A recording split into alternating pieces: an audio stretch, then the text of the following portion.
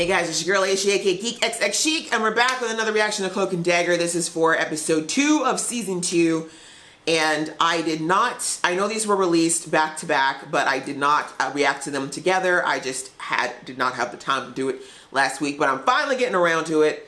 This episode is called White Lines. Kind of reminds me of a song that came out in the late 90s by Duran Duran. Y'all don't even know who that is. It's okay. Anyway, the first part of the season premiere, because it was like they released episodes 1 and 2 together, so I think they were kind of supposed to be one whole premiere, but it was 2 full episodes. So episode 1, we basically just got a rundown of where Tandy and Tyrone were after the events of season 1, how they're both coping with how their lives have changed since basically saving the city. And we saw that Tyrone is really struggling with what to do with himself now that he has to basically stay in hiding. And Tandy is also feeling quite restless because she has all this power, but she doesn't really know how to use it in a way that's the most constructive. So she's been kind of looking for trouble. So is Tyrone. And they've gotten themselves involved in some drug issues going on in their town inadvertently, mostly because Tyrone started messing with people he shouldn't have. And we saw towards the end of the last episode that they went to try to get evidence for the police to help put away some of these gang members, the leaders, I should say, and things went sideways. Someone went in and murdered her body up in there. So we got my guy and my girl standing literally in the middle of a crime scene. I can't think it's a good place for them to be because Tyrone already in a lot of trouble, but let's hope that they're smart enough to get out of there, but not without, of course, getting that tape recorder back and potentially figuring out who could have done this. So without further ado, let's get into this episode, and as usual, we'll chat about it later, okay? Let's boot. Ah, a white line. We got meta real quick. Oh no. That's blood. Or maybe it's cocaine. I thought it was salt, but maybe it's just a whole lot of drugs. Okay, seriously, how did he have the wherewithal to get that so well done? And I feel like if I was bleeding out from my neck, the last thing I'd want to do is like do art, but maybe that's me. Not the kind you just roll over. And yet that's exactly what happened. Can you leave? Now? Oh, yes. Tyrone is helping. I know all about that. Hey, that's not fair. He didn't kill anybody. No, he didn't. Just like he didn't kill Fuchs, but it doesn't really matter, does it? Because they're all dead. Damn! So line across the chest, the slashed throat. No matter how many dealers drop dead, everybody plays their part. Tandy, you can't blame people. And why not? Yeah, you Why can. not? Those people choose misery. It's true. This is rough because they're both right in some regards, but yeah. Does Auntie Voodoo make recipes with cocaine as well, or? Sure, it's flour. Now we know why she'd be wandering around the streets looking for spirits. To fix things in any way I can, but everything I try, every time I try, I make it worse. Because you're not thinking it through, sweetie. Whatever you want to call it, the answers aren't out there, Tyrone. Right in here. Not in your parents or your friends or Evita or me. All the power of the universe isn't here. Yep. Hey, Evita. Well, that went well. I think this means y'all broke up. There are things that I can do. What are you talking about? You might as well tell her. I mean, her aunt's a voodoo priest. Did you just? That's what I can do. How did you do? Literally, you're in the world of the Avengers and you're questioning this? How long have you? There we go. Okay, Tyrone, please do not be messing with things you know nothing about, sir. Please do not summon the devil. You don't know what you are doing. Stop it. Stop it immediately. Stop it. Lord have mercy. You gotta get me out of here. Okay, I wouldn't trust everything she says. I mean, I feel like you should, but I'm also very wary. Never mind. Can you teleport people? You don't even know where you leave them, Tyrone. Come on now. You can't be doing that. It's like she might be somewhere between here and San Francisco. Oh, you both have so much turmoil. Ooh, look at the duality in the mirror. Well shot. Fallout from some amateur counseling. Maybe I can help. Who are you? Why are you so in my business? Michaela would know it was a safe place to go. Maybe your words did the trick. Nope, she was snatched. And Tyrone dumped her somewhere over the ocean. We don't know where she is. Thanks, Ty. Spend a lot of time in this part of town. Why is that? You know where the black people are? So if you're of the mind that people only do good things for selfish reasons, what's your angle here? Woo, this boy has already read you, Tandy. He's only known you for 5 minutes. Who are you? Yeah, you're on medication. I don't think you should be drinking, sweetie. And okay, girl. All right. It's a double fist kind of day. Okay. Slow down, girl. You're like 90 pounds. Oh, she was drunk when she showed up? So she didn't do it? Or she doesn't remember doing it? My God, girl. Calm down. Ew, I knew that was gonna happen. That was way too much. You never mix. Mix beer with liquor, get sick quicker. Look at yourself. Look Who at yourself. are you? Oh God, this is who went and killed the people. That part of her personality. Okay, so now she's schizophrenic. Is that what's going on? Now works for me. Green nails. Interesting. It is. Is there a safe behind there? It was a gift. What the hell are you doing? That's a $100,000 painting. Owned by a man who declares $60,000 a year in gross income. Do you see that slash? Just the same that was on that man's chest. His ambulances. Private ambulances. Oh, human trafficking. Oh God, that's awful. He deserved to die, even if he was just taking the money. So these are kids that are being trafficked. Okay, I feel you. Oh Lord, and the worst part is we all know that if those black children go missing, ain't no one looking for them. It's heartbreaking. All girls too. Oh, I'm The triggered. reporters, they should be all over this. They would be if you went missing. Amen. Pretty blonde girl with a beautiful white mother to cry all over the TV. That's what I said. Breaking news and updates every few hours. Tandy, go do your thing. Find out what happened. Get some faces. Nothing to see here. Just gonna jump into this girl's memories. No, stop!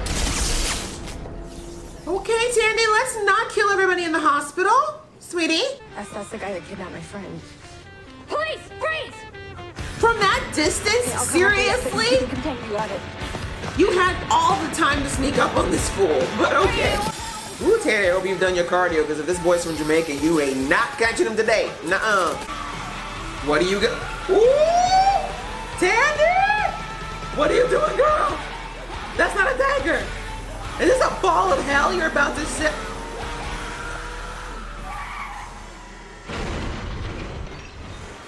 Did you just blind him, or did you straight up burn this kid? Make sure none of his cronies roll up to help him. I'll get him cuffed and in the car. Yeah. Yeah, no, I don't think he's making it to that car, got it. but you don't need to be a witness to this, Tandy, so just go. I believe you. Knew it, it was her. Jeez, these nails, girl, where do you get your nails did? Oh, little Ty, are you okay? He did it. Not the place. You're still in, oh my God. Why are teenagers so stupid? This isn't the place. Can you please teleport home if y'all gonna get busy? Like, come on. You are still wanted. Dude, you teleport. Did she tie herself up? How did she do that to herself? Scissors on the desk. Is this so she's not gonna get caught for killing? Get out of here. She knows what I know. That puts us all in danger. Okay, so she's completely crazy then? With Bridget? Then who? But if you're here, then who? So she can split. There are two of them.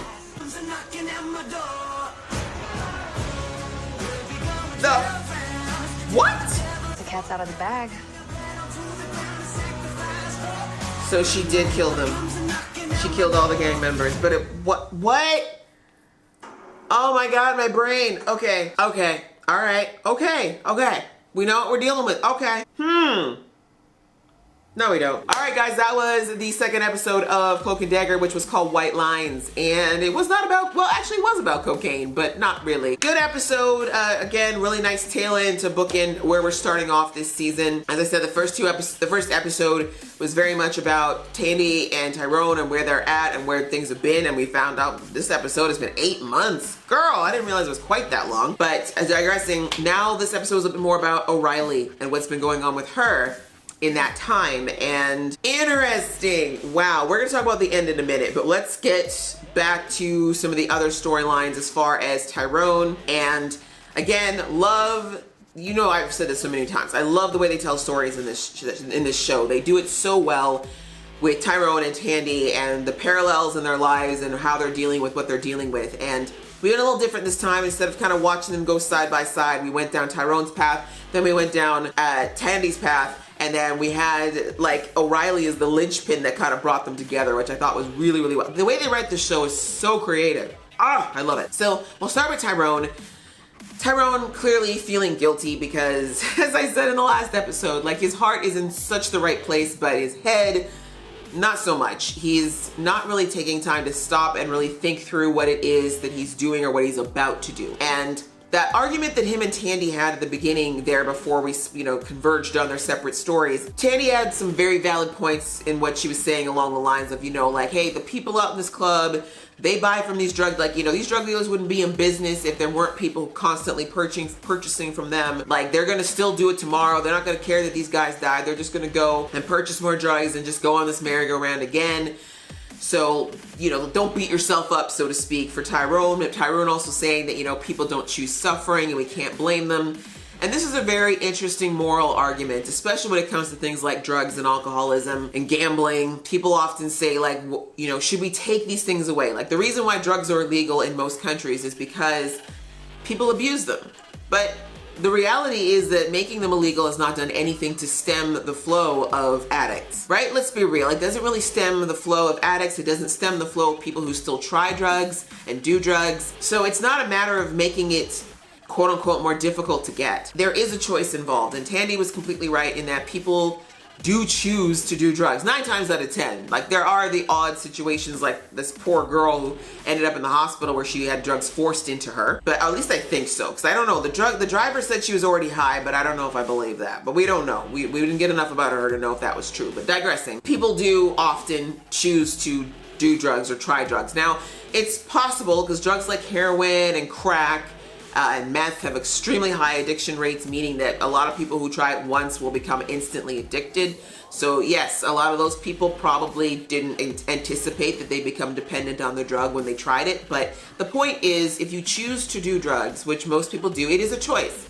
Most people are very educated about what drugs are. Again, I'm not saying this is a rule. I want to just put that out there because I know there's a lot of intricacies and very delicate matters that go along with substance abuse and the things that lead up to it. Outside of the rare cases where kids who, you know, are introduced to it or put onto it, which definitely happens, a lot of people, particularly adults or people who are later in life who have learned enough to know that drugs are not a safe thing to do, they usually make the choice, whether that choice is because they feel they're invincible or all their friends are doing it, or the person that they're with, because a lot of people get involved in drugs based on their partners. Like, there's a lot of reasons why you might fall into it, but it is a choice. Tandy was right in the sense of Tyrone going after the drugs is not the answer, sadly. Like, yes, you could try to, if there was a magical way to remove all of the illegal drugs in the world at once, it would help to some degree, but the reality is addiction and what drives people to addiction is a very personal thing, and it has nothing to do with whatever it is that they choose to abuse. Because I can tell you right now, there's somebody out there who is looking, like, say they're using drugs to numb personal pain of some kind, which is what a lot of people use drugs for. If you take the drugs away, they're just gonna find something else, right? If it's not drugs, it might be sex. If it's not sex, it might be alcohol. If it's not alcohol, it could be, you know, some other form of abuse. Like, there's so many ways that people can find to try to distract or detract from things that they can't deal with or they're not dealing with at the moment. So just taking the drugs are just one symptom. And so Tandy was right in that there is some accountability on the people who choose to continue to patronize drug dealers and continue to buy and sustain that lifestyle. And that, yes, the sad reality is some people do choose to struggle. They do choose to stay in a place of sadness. And I think where it came off as harsh and where Tyrone had the issue is that she kind of made it sound like, and I think in her own way, she was also being very judgmental, which we saw with that counselor dude who came in later on. He kind of showed to, you know, pointed out to her that it's not necessarily that people go out of their way to say, well, I choose suffering today. Like, it's not like that. It's that some people honestly don't have the tools sometimes to get out of where they're at, whether it's, you know, the depression or the pain or whatever the case may be. Some people just don't have the support, and it makes it very difficult. The reality is every single one of us has the power to change our circumstances. I know it's a hard lesson or a hard thing to hear, because a lot of people, especially if your life is not where you want it to be, it's hard to hear that you've got the capacity to change that, because it makes it seem like you chose to be where you are. And there's a long theory we could go into talking about that, but we don't want to talk, we don't have time for it in this video. But the point is, it is a choice to a degree, but why people are still in those situations is not as cut and dried, and it's not an easy thing. So that's the part where Tyrone was kind of coming in with his points about, really, I think what he was trying to really get across is that there needs to be empathy, and that doing nothing is true. Like, just not caring about anybody because they might be in a poor situation is not the answer either. Like, a lot of us just need some empathy and some humanity to be expressed to a person. Like, one act of kindness can really change a person's life. And that's what the man, I wish I remembered his name, that was walking with Tandy, the big black hulking black man, who, you know, he was basically explaining to Tandy, like, you know, I was in a lot of my own pain, but I chose to help somebody or extend myself, and that really made a difference in that person's life. And so that's sometimes all it takes, is just sometimes one act of empathy or one act of kindness to really help people to see what they can do to change their lives around and to do better. So really great moral argument in the beginning. This show's always been great with tackling very deep and very real issues in a way that's not too over the top, but still really meaningful and really like impactful. So I really like that they had that thrown in and them have that kind of conversation. And then we saw them both converge on their own paths of how they were dealing with that idea of like the balance between helping people, but not necessarily, but understanding when the right time is to help people. Because Tyrone's issue is like, again, it wasn't that his heart was in the wrong place, nor Tandy's, whether she was yelling at that person or Tyrone was taking drugs off the street. It was about thinking about the way that they were going about it and understanding that sometimes you need to choose who you help, in the sense of, if you look at Tyrone's situation, you know, he sat there, he had his moment of prayer and meditation, and he was put into the ambulance with the girl who has been abducted. Now, that is a girl who needed help. She was unable to help herself in that moment. She needed rescuing in that moment. So he was put in the right place, and he was able to get her out of there, or at least scare the driver enough to drop her off. Like, it looks like he didn't teleport her. I thought maybe he didn't. I was like, oh Lord, he just dropped her in the middle of the ocean. My God, he killed the girl. But that didn't happen.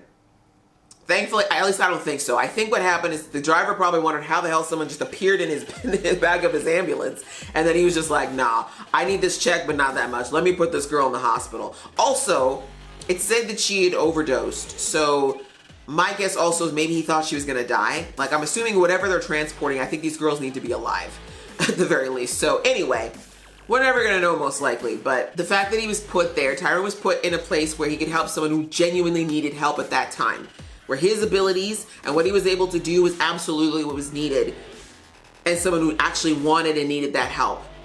Conversely, we look at Tandy, who, you know, she had her moment in group where she yelled at this same girl and told her, like, what's wrong with you? Get your head together, get out, leave. The reality is, when it comes to situations of people who are in abusive relationships, they often know exactly what they are supposed to do, but it's not as simple as that. For them, it's a lot of other things that are going on. Abusers do a lot of emotional and mental abuse long before they do the physical side, and it's usually in combination with it as well. So there's a lot going on, and making this girl feel judged, which is what Tandy did, unfortunately. Like, I know that her heart was in the right place, that she was trying to tell this girl, like, well, this is what you can do to free yourself, but the way she delivered that message, there's two things wrong with it. One is that, again, the delivery of the message, as I said, was not ideal. It came across extremely judgmental, and no one wants to feel like they're being judged, particularly when they're feeling very vulnerable. And two, she didn't want to be helped. The reality is, if you try to save somebody who does not want to be saved, you're just going to waste your energy.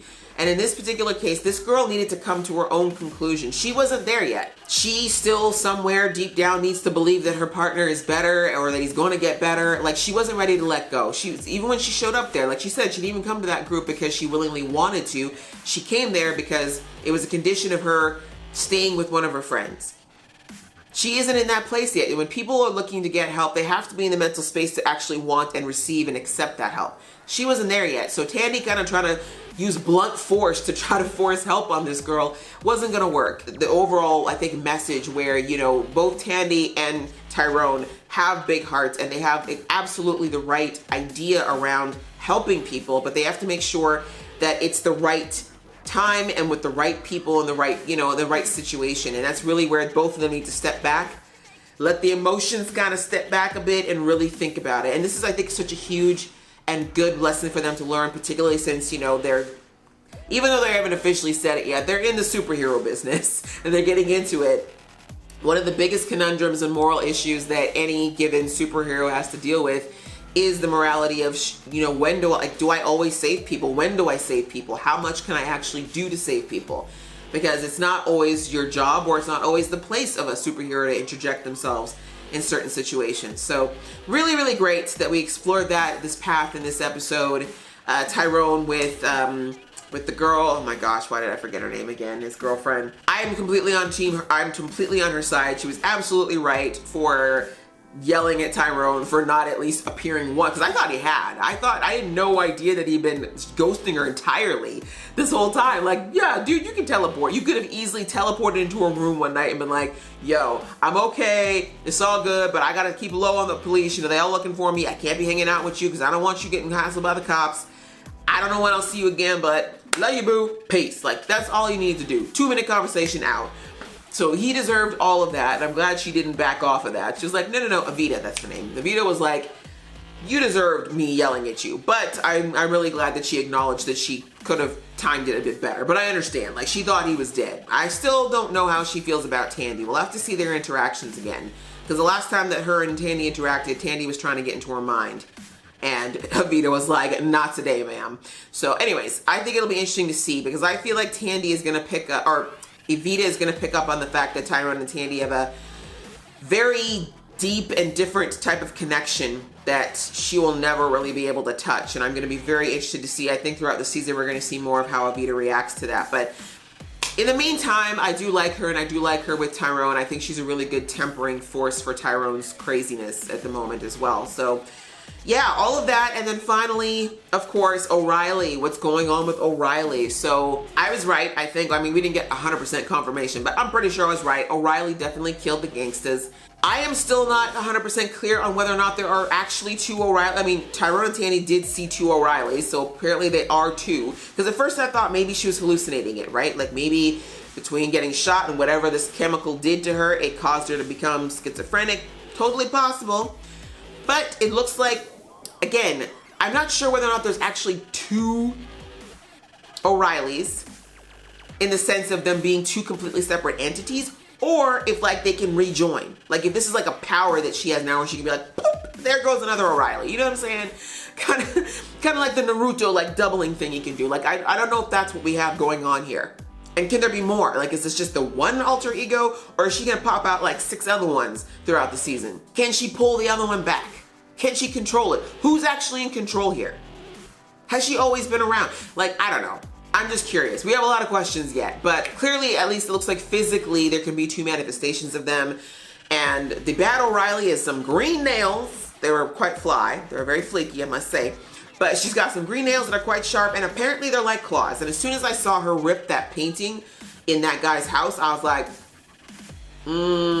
she killed the guys. Because remember, they made sure to show a close-up of one of the victims in the club with a big slash mark up his chest, and of course the slash across the neck.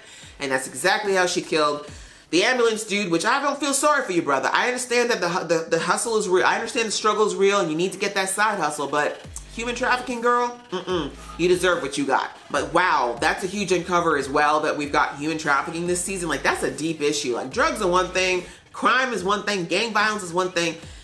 Human trafficking is a triggering issue. It is deep, it is twisted, it is sad. I feel like this is definitely the show for it though, because if there was ever a place for Tyrone and Tandy to use their skills, it is definitely in this world, because yeah, with Tyrone's abilities, he does have the capability of actually grabbing these girls from wherever they are and being able to liberate them in a way that probably very few other superheroes could do without having to kill their way through thousands of people first. So yeah, it'll be interesting to see how they tackle this going this season, because that's a pretty huge deal But it is a good cause, and both of them have clearly expressed that they need to channel this energy that they have as far as justice in some direction. And I feel like that's what's going to happen. But how it's going to affect with the O'Reillys, what they're going to do, because so far all we know about this other O'Reilly is that she can kill with her fingers, and she is very nonchalant, very flippant about taking life. Apparently, I feel like it's definitely a part of O'Reilly, but I feel like this manifestation of her is like all the darkness in O'Reilly. And again, considering that this gas, this force that they're all, you know, her, Tandy, and Tyrone are all part of, has a light and a dark. I feel like what we saw tied up in the apartment of O'Reilly was the light, and the dark side of the force, if you will, is all up in this doppelganger. So it's going to be interesting to see how they plan to subdue it, because I feel like it's stronger potentially than O'Reilly. Like, we'll have to see whether or not O'Reilly has any powers of any kind either. But if all of that manifested into this other O'Reilly, it's going to be a real messy season, because it's got her face, it's got her name, and all of her memories. So great episode as usual, guys. I am going to get to this week's episode as soon as I can. I just really wanted to get onto this one. It's been a busy week with me trying to catch up on Runaways, but I am going to get to this one as soon as possible so I don't fall too far behind. So what did you think of this episode, guys? How are you feeling about the season so far? And if you like this video, guys, please click like, and if you want to see more from this geeky face, please click subscribe. Until next time,